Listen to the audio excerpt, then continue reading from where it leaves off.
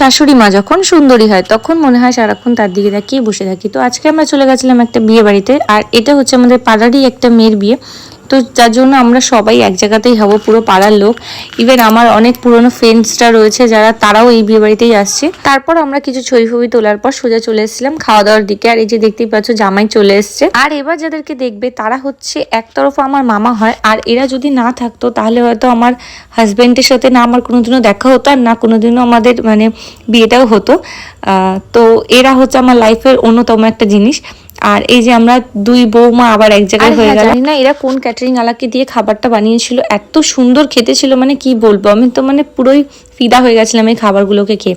আর আমরা এই যে দুই বৌমা দেখতে পাচ্ছ, আমাদের অনেক দিন ধরে ইচ্ছে ছিল যে আমরা একসাথে কোথাও ঘুরতে যাও, ফাইনালি হলো। আর এই যে যাকে দেখতে পাচ্ছ এটা হচ্ছে সোনাদা, ইনি হচ্ছে আমাদের বিয়ে দিয়েছে।